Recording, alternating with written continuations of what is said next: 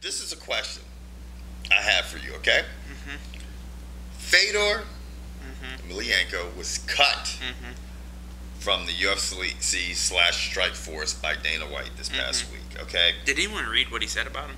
Having Fedor being the head of your brand is like having the head of your brand be Right. Kimbo Slice. So basically, he took 2 jabs at Strike Force.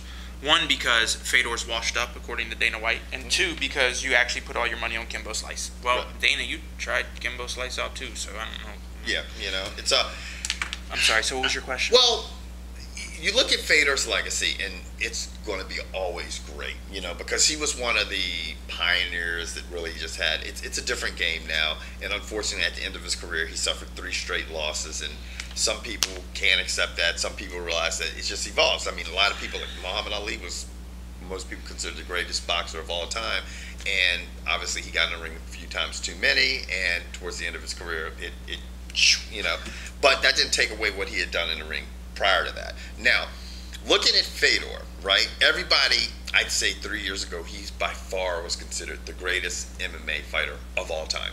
Okay, now, first question: do you still think Fedor will be considered the greatest MMA fighter of all time after the past 2 years? No.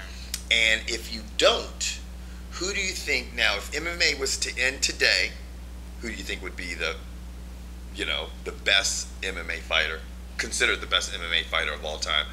Or if it continues on, who you think eventually, of all the fighters that have fought, presently fighting and have fought in the past? So if MMA stops today, we never see another fight. Who's the best fighter to fight? Or potentially who's fighting now, who could end up being Well, we can address the future fighter. The guy who I think has potential to be considered the best fighter to ever have fought will be one of 2 people.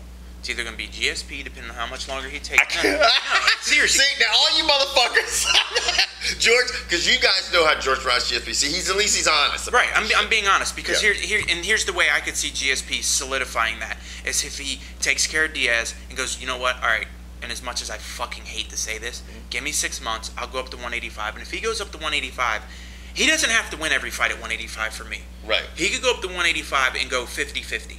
If he goes up to 185 and takes on 8 fights and wins 4 and loses 4, you know what? You were the most dominant guy at 170. And cause the reason I say that, because at 185, he could run into Anderson Silva. Right. Anderson Silva's big as fuck for 185. Right. I think he could handle some of the smaller guys. Right. Now, GSP has potential too, but I think the guy who's going to go down in history as the greatest fighter ever is John Jones. He has, in my opinion, right now, because he's the upside. Right. He has the biggest upside. Now, if MMA stops today, who's the greatest fighher? Anderson Silva, hands down. You can't even argue that. Yeah, I think you've definitely, if it stops, I pretty much agree with everything George says. GSP has the potential.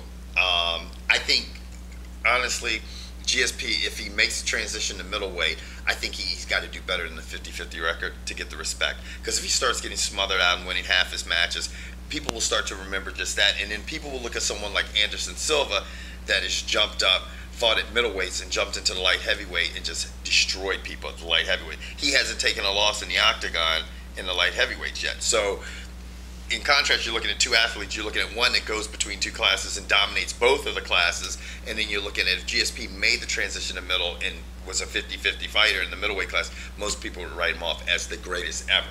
The greatest welterweight ever? Yes. The greatest MMA fighter ever? No. I would think you got to look at now.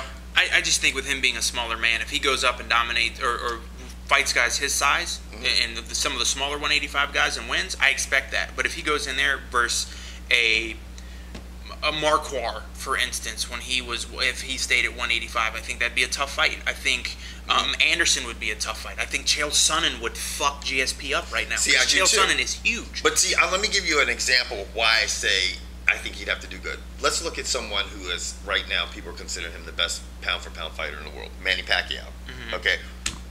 Look where he started. Small man, he jumped about up, 103 jumped pounds. up, and he's pretty much whipped everybody's ass. Good opponents. He fights everybody except Floyd Mayweather. That fight's still out there. And if you think of a guy that kept moving up classes and stuff, look at a Sugar Shane Mosley. He jumped up classes. You look at other fighters that jumped up classes, and all of a sudden they started getting losses. People don't consider them the greatest ever. Well, my thing with boxing is the difference between this weight class and this weight class could be 6 pounds. Right. Which, I mean, understand, I'm sure it's huge for boxing. But when you go from 170 to 185, that's 15. Right. In boxing, that could be 3 weight classes. It could be 3 weight classes, but a lot of guys who move up weight classes have held belts, and numerous guys have held belts in 3 and 4 classes. Pacquiao in 8. You know what I'm saying? So I mean, you look at how much weight he's come up, and the bigger guys he's fought, and he's fought big studs. I mean, he's fighting the best of the best. You would have to say, for comparable, GSP would have to make that move to middleweight and fucking fuck up the best middles. You know what I mean? We'll see. I mean, hopefully we'll see. Hopefully now, he goes and fights Diaz, and then we see. Then he's got to look around and go, here's 170 belt. Right. And then. Now with John Jones, he's phenomenal. But I think he's so young in his career right now. And the thing that, like you said, could he go down? Yeah, he could go down. But I think there's a couple things that we still got to see. Can he stay healthy? Can he stay healthy? And 2, now you're looking at people like Phil Davis. All of a sudden you're seeing... He will fuck Phil Davis up. Yeah, I'm sure he will. You know what I'm saying? But you're looking at the whole evolution. How quick... Right. There could be all of a sudden in 2 years... 3 John Jones like that. Yeah, because John Jones is what, 24? He's 24. By the time John Jones is 30, there's going to be 4 or 5 people, maybe 6 people in his weight class that he will have problems with. Right. I think that MMA is going to get to the point where you're not going to see anybody dominate over a long span at all. You're not going to see the Fedors and 30s and 1s. Yeah, you're not going to see that shit at all. No. If somebody has a record of 20 and 4 or 5, they're a bad motherfucker. I think within 4 or 5 years, that's what you're going to start seeing, because it's going to be so many different styles. Okay, back to how we originally got this started. What's going to happen to Fedor? Which has got to be all you Fedor fans. I know this is a tough pill for you to swallow. He got cut, but for all you diehard fans, know the man loves Sambo. And from what I understand and what I've read, Sambo, whatever, was his first love, and that's what he does back in he does his shit with polar bears. I don't fucking know. But he even lost the Sambo competition. So where does this leave Fedor? Does he retire? Because if he retires, no offense, but he doesn't have the personality to train. I don't see him being a trainer or being that involved. He's just too reserved. He could, he could probably go open up a school.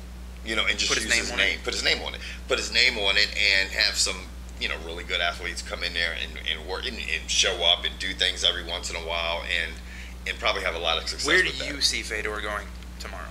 Tomorrow? Yeah, what's going to happen? Where does his career go from here? I think, I don't know. I really don't, because he's got that relationship with M1 Global, but. And supposedly that's the reason why. Yeah, but I had somebody last night tell me, "Oh man, he purposely lost that fight." I'm like, "Come on, man, come on." You know what I'm saying? Who said that? Who? Who? Who said that? Who? No. Forgotten that album. I'm just, Were they high? It's a friend of ours. I know them. Yeah. Is their last name Greenbaum? No, it wasn't Greenbaum. Oh, no, it wasn't Greenbaum. No. Anyway, it was. I can't wait to hear this shit. I'm just like, come on, man. You know what I'm saying? It has nothing to do with that. You think boxing of the 30s? No, yeah, it really isn't. So I don't know what's in store for Fedor.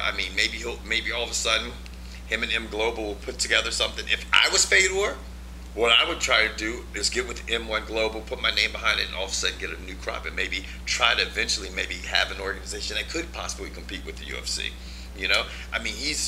I know that's kind of funny. George is getting ready to laugh at me. No, it's just, that's cool. Good luck. I think UFC has made it way. For business people out there, the entry's a barrier and things like that. It's too damn expensive to try to start up your own MMA thing. And here's the thing: when Daddy Dana thinks you've come along, he's going to go, all right, here's offer you can't refuse. Here's $3 million, which is pocket change, and you've sold out. Now all your fighters are gone, and that's what they're going to continue to do. It's a fucking joke. I think M1 Global and everything. I think those guys would be a hard sell. They wouldn't sell out as quick. I think for someone like me, if you're in the corner the international market, right? And that's what I'm saying. If they could start and build up momentum, starting over in Europe and get some things going and get a lot of financial backing and then start to work their way into the States and everything, it's a possibility. You know what I mean? But they'd have to have good fighters. They'd have to take some of the fighters that basically are getting axed and cut, and then maybe getting new fighters. Yeah. And then and see what happens. But it's all hearsay. On that note, is that it? Why does it seem like there was something else I was going to say? We want to know what you guys think will happen with Fedor. What do you think will happen with Fedor in the next 5 years? That'll be our last. Who's the best MMA fighter all around right now, and who has the most potential in the future? I mean, it could be some dude we've never heard of. Right. Let us know. Okay. Yeah. And we'll see. Yeah, man. We'll see these guys Wednesday or Thursday, man. Twice a week now, motherfuckers. That's scary. We love these guys out here. It'll be Thursday. Yeah. If our editor gets it right. You heard that shit, Just saying. James? He'll put a smiley face or something fucked up. I don't fuck with James, man. Next thing you know.